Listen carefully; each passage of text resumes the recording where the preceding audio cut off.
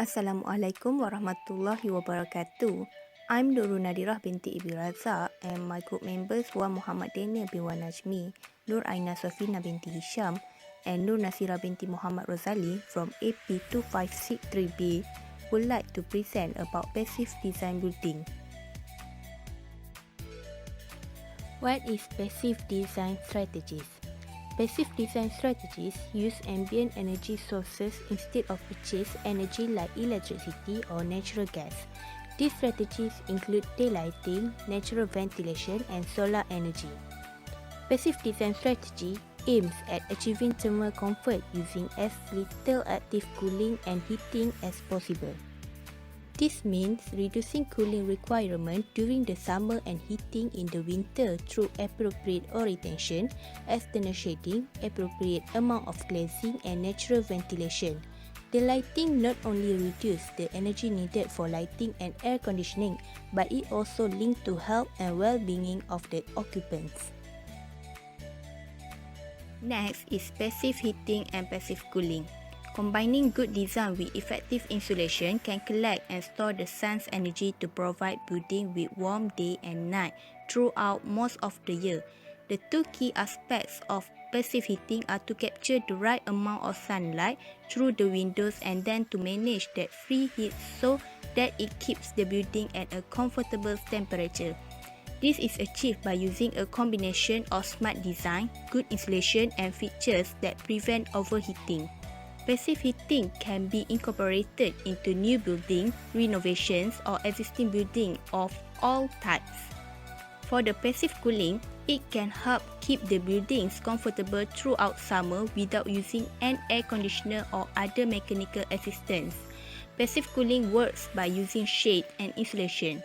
Passive cooling is free, unlike air conditioning, which is expensive to install and run. Passive cooling should be part of an overall approach to passive design. Many passive cooling options can be easily added to existing buildings. Simple but effective options include using plants or awnings to shade windows from the outside. Next is elements of passive design strategy. Passive design is to increase the energy efficiency of a building. A variety of active and passive design strategies can be incorporated. Passive measures find ways to reduce the size of the heating and cooling system by keeping the heat or cool air inside the building. Passive design strategies take advantage of natural energy opportunities as they relate to the location of the building site, the local climate, and the properties of building material. The elements that need to be considered in passive design strategy are building orientation, natural ventilation, natural lighting, building facade selection, and landscaping.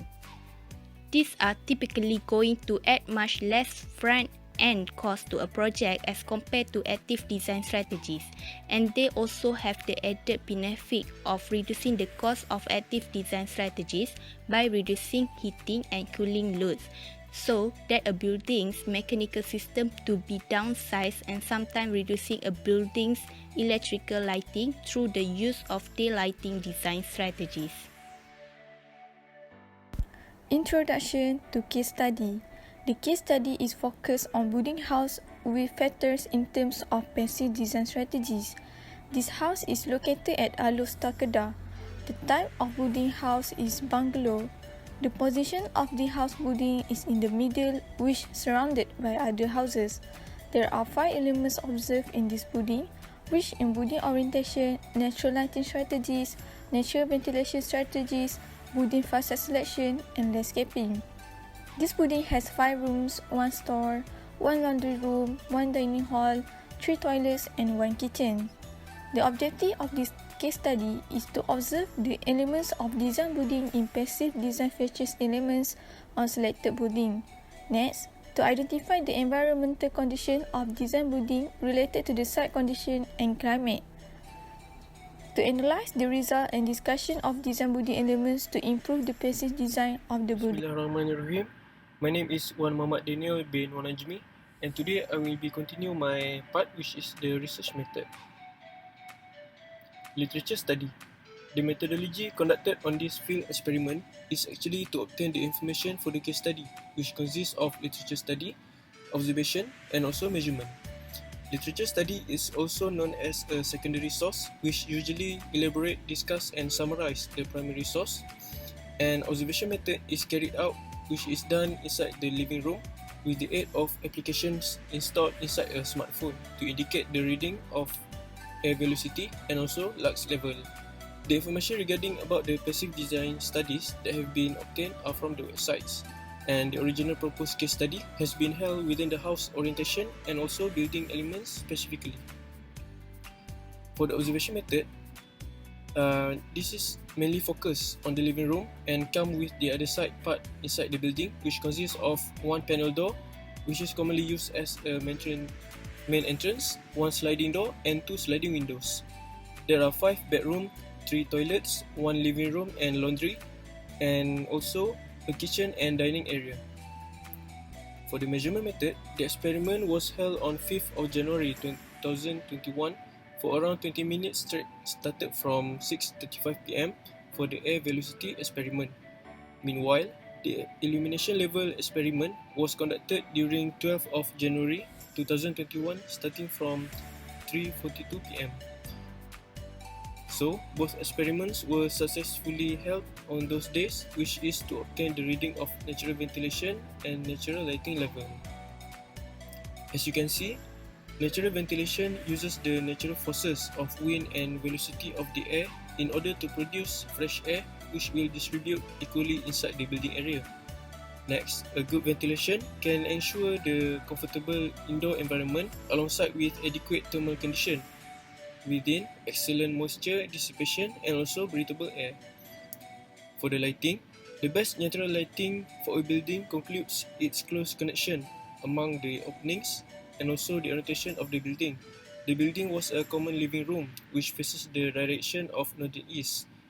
And lastly, the whole floor area is 4.7 meter length and 5.4 meter wide and surrounded with 2 sliding windows in front and also 1 sliding door on its left side.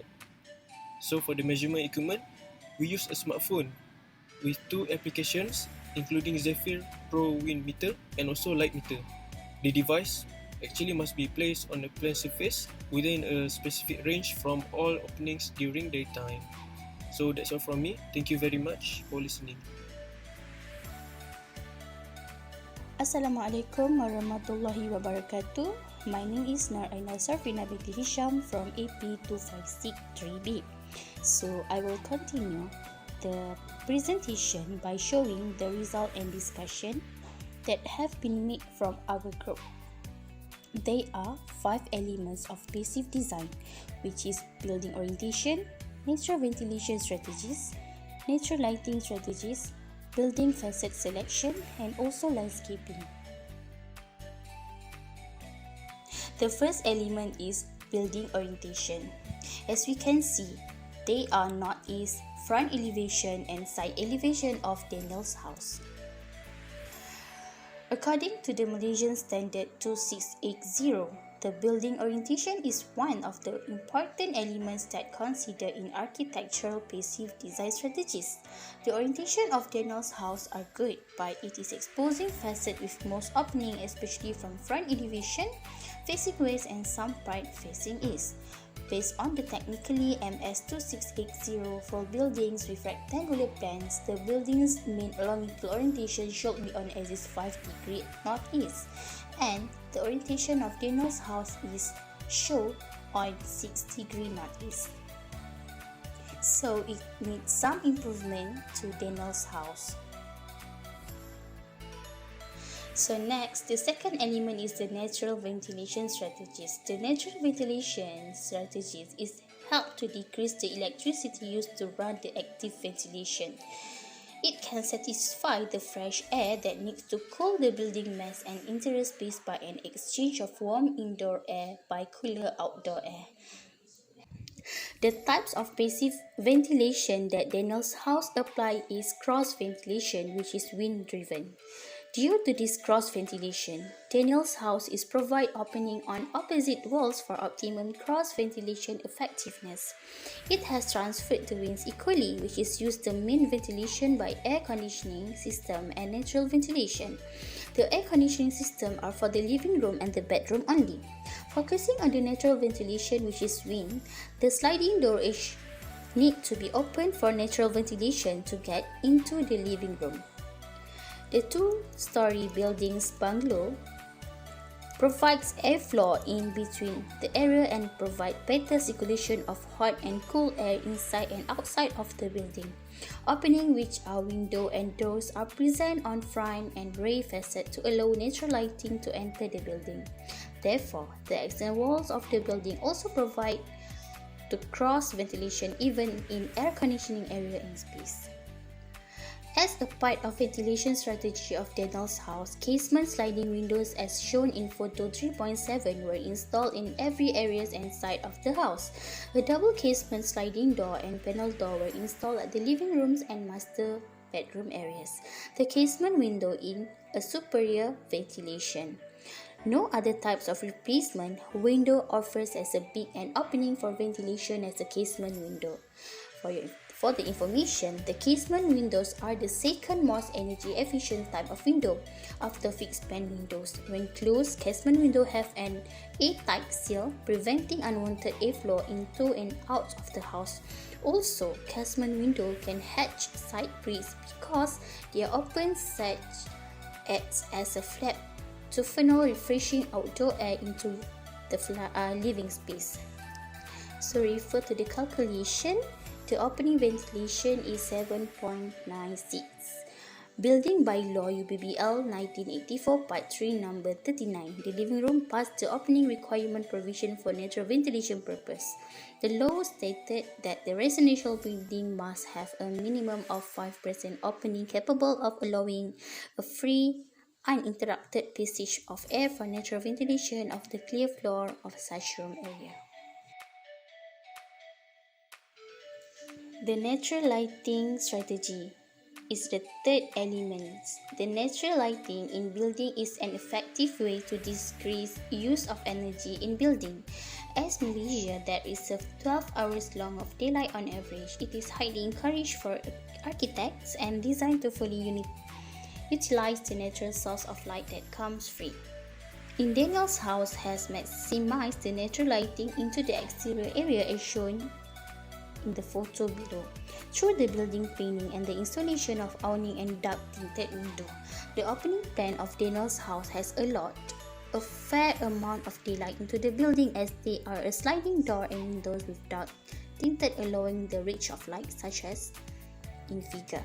Hence, it eliminates the needs for artificial lightings during the day. The detailing of windows is depending highly on their orientation. Conventional and innovative daylight strategies that collect, transport, and distribute light into buildings with the floor plan and system that reduce the need for artificial lighting without increasing solar heat gain are recommended. Refer to MS2680 again. A good daylighting system should consider the space orientation and layout, physical, which is shape and size, and optical properties of glazing through which daylight will transmit and protection from visual discomfort such as glare and silhouettes caused by external and internal building elements. The calculation also have been made for find out the lighting ventilation percentage. From the calculation, the result for natural lighting is 29.55%. Refer to Uniform Building by Law UBBL 1984 Part 3 number 39. The living room passed the opening requirement provision for natural lighting purpose. The law stated that the residential building must have a minimum of 10% for door openings of capable of allowing a free uninterrupted passage of lighting for natural lighting of the clear floor area of such air. All the doors at the areas of observation are open to allow the lighting to pass the building, so it was considered in calculating the opening percentage. Next, for the table of the result. This observation and measurement has been taken to find the lux level and also the wind speed. The observation and measurement have been taken at Daniel's house starting from 6:35 p.m. to 6:54 p.m. with 2-minute interval from each reading for 10 times. The equipment has been held strictly with 1.2 meter distance from floor. It is used the wind speed application from the phone. Both ceiling fan and air conditioning are switched off when conducting the experiment. At the end of measurement, the average of wind speed has been recorded and it was 0.11 meter per second. Referred to MS2680, the air movement affects thermal comfort. The presence of air movement enhances evaporative and convective cooling from the skin and can further increase the thermal comfort. However, in this experiment, it was below 0.25 meter per second. It shows that the wind was unnoticed or at the lower of air temperatures, so the natural and fresh air cannot be felt more at areas of Daniel's house. Generally, openings of a building should be oriented along prevailing wind direction. Wind behavior is affected by many factors such as trees, building and other structures on site. Therefore, it is affect the natural ventilation performance of a building on site. For the lux level, the observation and the measurement have been taken at Daniel's house starting from 4:54 p.m. to 5:12 p.m. with 2 minutes interval for each reading for 10 times. It is used the lux level applications from the phone. All the lamps or any lighting in the buildings are switched off when conducting the experiment, and all the openings such as door and windows and certain were opened during the experiment to allow natural lighting to enter the building. The equipment has been putting on the coffee table, which is 1.2 meter from the wall. At the end of the measurement, the average illumination level has been recorded and it was 149.3 lux. Refer to method state 2680. The useful daylight illuminance UDL range is within the range defined as useful, which is between 100 to 2000 lux. The recommended illumination levels for living room is 200 lux, but the experiment at Daniel House just only 149.3 lux. This shows that when it's below 200, it was below the useful range. The useful UDL is another approach which draws on a range of useful level. It is a dynamic daylight performance. UDL aims to determine when daylight level are useful for occupant. Assalamualaikum. My name is Nur Nasira binti Muhammad Rozali from AP256 I would like to present for conclusion and recommendation. Conclusion. In conclusion, passive design strategies are significant in reduced temperature fluctuations, improve indoor air quality, reduce energy use and environmental impact such as greenhouse gas emissions. In Malaysia, indoor thermal comfort is achieved when the temperature is between 25.5 degrees Celsius and 28 degrees Celsius. Relative humidity of the air is between 40% to 60% and the maximum airflow of 0.3 meter per second to 0.8 meter per second for a naturally ventilated environment. There are 5 elements of passive design strategies observed in this case study, which is building orientation, natural ventilation strategies, natural lighting strategies, building facade selection, and landscaping. Passive building targets are an energy balance and performance-based set of criteria to reduce heating and cooling as the primary energy saving strategy, which is a simple, highly effective and cost-effective method of making building more energy efficient by using natural systems. Recommendation. For building orientation, to avoid harsh morning and afternoon sun, the orientation of the building must be east to west with longer building facades facing north and south, and building with rectangular plans, the longitude orientation should be at least 5 degrees northeast. Layout and orientation must be considered from the beginning of the design process, despite consideration include access to view, cooling breeze, and other standing on sun path. Next is natural ventilation. Provide various lower shapes and angle in openings, window wall ratio, and window flow ratio. Openings different forms for optimal pressure discrepancy. Maintaining vertical distance between two openings to create a stack effect. Longer of the building should be facing the prevailing window direction with doors and opening windows providing the ventilation openings. For natural lighting, window position, optimal glass, optical properties, window sizing, and orientation are window characteristics that need to be considered. Avoid direct sunlight, use diffuse light, which requires careful placement and sizing of windows. The higher the window's height, the deeper the daylight will penetrate into the interior. For building facade selection, facade with light colours or reflective paints will also proven to reduce building heat gain. Thick walls consisting of low thermal conductivity materials were proposed. Having features such as verandas and lattice screen provides cooler internal spaces. The vacuum insulation panel, phase change materials, aerated autoclave concrete or autoclave cellular concrete, polymer skin with good thermal properties are potentially suitable to be incorporated into various components of the building envelope to enhance thermal comfort. Last but not least, landscape. Trees and vine-shady landscape ponds and vegetated roof have the potential to reduce temperature in interior spaces. That's all from us. Thank you.